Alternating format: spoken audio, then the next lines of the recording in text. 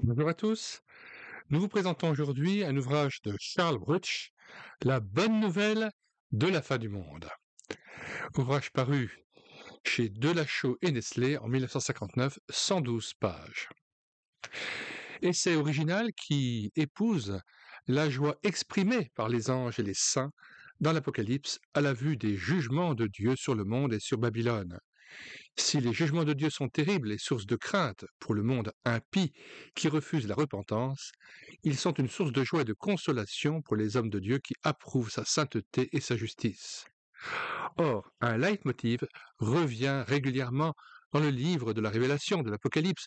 Malgré ces fléaux, ils ne se repentirent pas de leurs œuvres. Le monde ne se repent pas de ses œuvres de péché, malgré les fléaux et les coupes de jugement. Pour le chrétien, il apprend humblement à se sanctifier par l'Esprit Saint et à juger en lui-même chaque jour son péché, afin de ne pas avoir part au jugement du monde. 1 Corinthiens 11, verset 31, si nous nous jugions nous-mêmes, nous ne serions pas jugés, mais quand nous sommes jugés, nous sommes châtiés par le Seigneur, afin que nous ne soyons pas condamnés avec le monde. Le chrétien se réjouit de la future instauration du règne de 1000 ans sur la terre, de cette royauté de Christ où la justice habitera. Ce sera le privilège de ceux qui participeront à la première résurrection. Et puis, le peuple de Dieu aspire à la cité céleste, à la Jérusalem céleste, où il vivra en parfaite communion avec Dieu et avec Christ. Là, il sera mené aux sources des eaux de la vie à tout jamais. Une joie éternelle nous couronnera et nous servirons Dieu et nous régnerons à toujours au travers des siècles. Nous aimerions lire quelques passages qui montrent que l'homme s'endurcit face au jugement de Dieu, hélas, et ne se repent pas. Apocalypse 9, verset 20, les autres hommes qui ne furent pas tués par ces fléaux ne se repentirent pas des œuvres de leurs mains, de manière à ne point adorer les démons et les idoles d'or, d'argent, d'airain, de pierre et de bois, qui ne peuvent ni voir, ni entendre, ni marcher. Et ils ne se repentirent pas de leur meurtre, ni de leur enchantement, ni de leur impudicité, ni de leur vol. Le terme traduit ici par impudicité est porneia. Si l'on regarde dans le bailli du dictionnaire grec français, il signifie avant toute chose la prostitution. Il peut signifier par extension toute action déshonnête, signifiant l'adultère, et particulièrement les relations avec les gentils, l'idolâtrie. Le mot porneia vient du verbe pernemi qui veut dire vendre, parce que les prostituées étant généralement primitivement des esclaves. Un autre passage de l'Apocalypse qui souligne le fait que l'homme s'endurcit et ne se repent point malgré les coupes de jugement qui tombent sur la terre. Apocalypse 16, verset 8, le quatrième versa sa coupe sur le soleil, et il lui fut donné de brûler les hommes par le feu.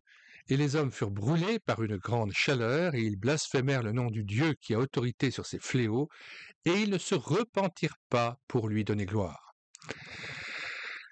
Verset 10 du Apocalypse 16, le cinquième versa sa coupe sur le trône de la bête, et son royaume fut couvert de ténèbres.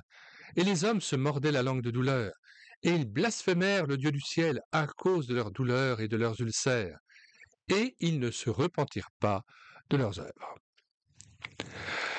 Alors, contrairement à l'attitude du monde qui se révolte et ne se repent pas, eh bien, il est dit dans Psaume 94, verset 15, « Car le jugement sera conforme à la justice, et tous ceux dont le cœur est droit l'approuveront. Qui se lèvera pour moi contre les méchants, dit Dieu, au verset 16 du psaume 94, qui me soutiendra contre ceux qui font le mal ?» Alors nous lisons un passage aussi d'Ésaïe 65 au verset 17, « Car je vais créer de nouveaux cieux et une nouvelle terre. On ne se rappellera plus les choses passées et elles ne reviendront plus à l'esprit. Réjouissez-vous plutôt et soyez à toujours dans l'allégresse, à cause de ce que je vais créer. Car je vais créer Jérusalem pour l'allégresse et son peuple pour la joie. Je ferai de Jérusalem mon allégresse et de mon peuple ma joie. On n'y entendra plus le bruit des pleurs et le bruit des cris. » Alors je vous invite à lire de manière plus élargie tout ce passage d'Ésaïe 65, des versets 16 à 24. Et notamment, la fin au verset 24, il est dit « Il ne se fera ni tort ni dommage sur toute ma montagne sainte, dit l'Éternel. » Lisons aussi l'Apocalypse 12, verset 10. « Et j'entendis dans le ciel une voix forte qui disait « Maintenant, le salut est arrivé, et la puissance et le règne de notre Dieu, et l'autorité de son Christ. Car il a été précipité l'accusateur de nos frères, celui qui les accusait devant notre Dieu, jour et nuit. Ils l'ont vaincu à cause du sang de l'agneau et à cause de la parole de leur témoignage, et ils n'ont pas aimé leur vie jusqu'à craindre la mort. C'est pourquoi réjouissez-vous, cieux, et vous qui habitez dans les cieux. Malheur à la terre et à la mer, car le diable est descendu vers vous, animé d'une grande colère, sachant qu'il a peu de temps. » Lisons aussi Apocalypse 18, verset 9, où il est question du jugement de Babylone. « Et tous les rois de la terre qui se sont livrés avec elle, avec Babylone, à l'impudicité et au luxe, pleureront et se lamenteront à cause d'elle, quand ils verront la fumée de son embrasement. Se tenant éloignés dans la crainte de son tourment, ils diront « Malheur, malheur, la grande ville Babylone, la ville puissante, en une seule heure est venu ton jugement. » Apocalypse 18, 20. « Ciel, réjouis-toi sur elle, sur Babylone, et vous les saints, les apôtres et les prophètes, réjouissez-vous aussi, car Dieu vous a fait justice en la jugeant. » Et on voit ici une attitude tout à fait diamétralement opposée entre le peuple de Dieu et la terre qui se voit jugée, les rois de la terre, et Babylone qui est jugée ici et qui vit le malheur suite à son idolâtrie et son éloignement de Dieu. Verset 21 de Apocalypse 18. « Alors un ange puissant prit une pierre semblable à une grande meule, et il la jeta dans la mer en disant « Ainsi sera précipitée avec violence Babylone, la grande ville, et elle ne sera plus trouvée. Et l'on n'entendra plus chez toi les sons des joueurs de harpe, des musiciens, des joueurs de flûte et des joueurs de trompette. On ne trouvera plus chez toi aucun artisan d'un métier quelconque. On n'entendra plus chez toi le bruit de la meule, la lumière de la lampe ne brillera plus chez toi, et la voix de l'époux et de l'épouse ne sera plus entendue chez toi, parce que tes marchands étaient les grands de la terre, parce que toutes les nations étaient séduites par tes enchantements, et parce qu'on a trouvé chez elles le sang des prophètes et des saints, et de tous ceux qui ont été égorgés sur la terre. » Alors écoutons maintenant l'apôtre Pierre, de Pierre 3, qui parle du jour du Seigneur, puisque les chrétiens attendent le retour de Jésus-Christ, ils vivent dans l'attente du retour de leur Seigneur Jésus-Christ. De Pierre 3, verset 10. « Le jour du Seigneur viendra comme un voleur. En ce jour, les cieux passeront avec fracas, les éléments embrasés se dissoudront, et la terre avec les œuvres qu'elle renferme sera consumée. Puisque donc toutes ces choses doivent se dissoudre, quelles ne doivent pas être la sainteté de votre conduite et votre piété, tandis que vous attendez et hâtez l'avènement du jour du Seigneur, à cause duquel les cieux enflammés se dissoudront et les éléments embrasés se fondront. Mais nous attendons, selon sa promesse, de nouveaux cieux et une nouvelle terre où la justice habitera. C'est pourquoi, bien-aimés, en attendant ces choses, appliquez-vous à être trouvés par lui, sans tache et irrépréhensibles dans la paix. Croyez que la patience de notre Seigneur est votre salut, comme notre bien-aimé frère Paul vous l'a aussi écrit, selon la sagesse qui lui a été donnée. » Pour finir, nous lisons Apocalypse 3, versets 10 à 13. « Parce que tu as gardé la parole de la persévérance en moi, je te garderai aussi à l'heure de la tentation qui va venir sur le monde entier pour éprouver les habitants de la terre. Je viens bientôt. Retiens ce que tu as, afin que personne ne prenne ta couronne. Celui qui vaincra, je ferai de lui une colonne dans le temple de mon Dieu, et il n'en sortira plus. J'écrirai sur lui le nom de mon Dieu et le nom de la ville de mon Dieu, de la nouvelle Jérusalem qui descend du ciel d'auprès de mon Dieu et mon nom nouveau. Que celui qui a des oreilles entende ce que l'Esprit dit aux églises.